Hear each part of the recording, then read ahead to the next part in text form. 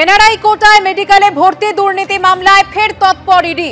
New town, Karaya, Ballygunge সহ 5 জায়গায় তল্লাশি।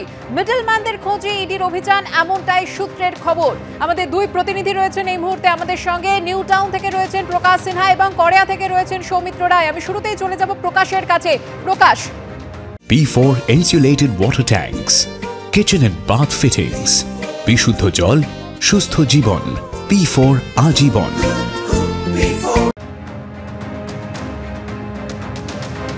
দেখো সুকন্যা, তুমি জানো এনআরআই কোটাতে যে মেডিকেল কলেজে অ্যাডমিশন এবং সেই নিয়ে ইডি তদন্ত, প্রথম দিন তোমার মনে থাকবে যে তল্লাশি অভিযান চলেছিল, একাধিক মেডিকেল কলেজে তল্লাশি অভিযান চলেছিল। দ্বিতীয়বার যে তল্লাশি অভিযান চলে, বেশ কয়েকজন স্টুডেন্টদের বাড়িতে পৌঁছে গেছিলেন ইডি আধিকারিকরা।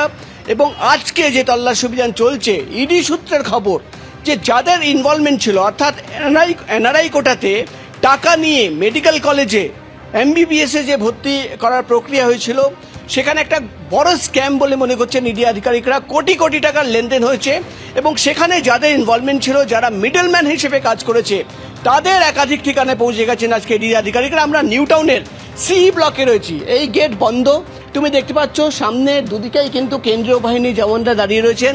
ইডি আধিকারিকরা এখানে পৌঁছেছেন। সৌরভ সাহা এই বাড়িতে থাকেন, 6 তলার বাড়ি, যেটা জানা যাচ্ছে যে এই পুরো বাড়িটাই কিন্তু সৌরভ সাহার। এবং এই বাড়িতে ইডি আধিকারিকরা আধ ঘন্টা আগে প্রবেশ করেছেন।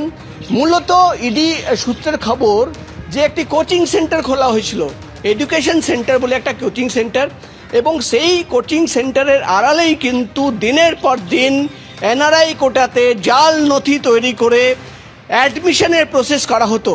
এবং সেই তথ্য সামনে আসার পর ইডি আধিকারিকরা দাবি করছেন তারা কিন্তু সৌরভ সাহাকে জিজ্ঞাসাবাদ করে তার বাড়িতে তল্লাশি অভিযান চালিয়ে এই গোটা এনআরআই কোটাতে কিভাবে তার ইনভলভমেন্ট রয়েছে, কিভাবে টাকার লেনদেন হয়েছে, এবং যেটা সবচেয়ে ইম্পর্টেন্ট যে জাল নথি তৈরি করা হয়েছিল।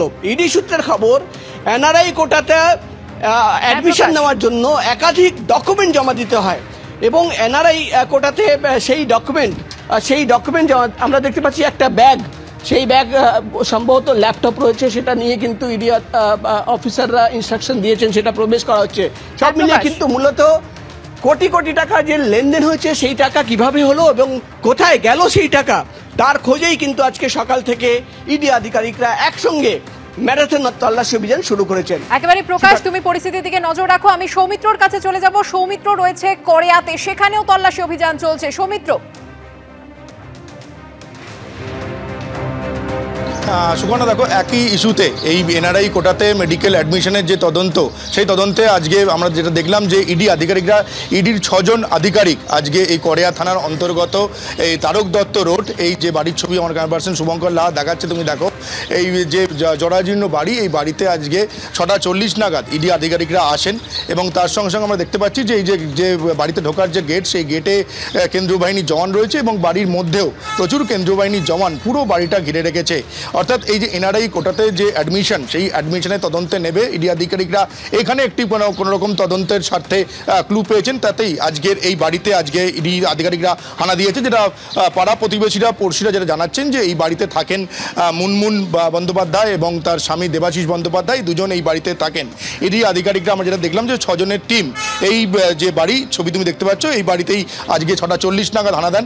অর্থাৎ এই যে দুর্নীতিতে এই দুজনের কোনো রকম যোগসাজশ আছে কিনা সেটাই খতিয়ে দেখতে ইডি আধিকারিকরা আজকে এখানে হানা দিয়েছে। প্রায় 1 ঘন্টা অতিক্রান্ত হয়ে গিয়েছে। এখনও ইডি আধিকারিকদের যে টিম এই বাড়ির মধ্যে রয়েছে, তারা জিজ্ঞাসাবাদ পর্ব চলছে। পাড়াপড়শিরা যেটা জানিয়েছেন যে দুজন মুনমুন বন্দ্যোপাধ্যায় এবং তার স্বামী দেবাশিস বন্দ্যোপাধ্যায় দুজনেই বাড়িতে রয়েছেন।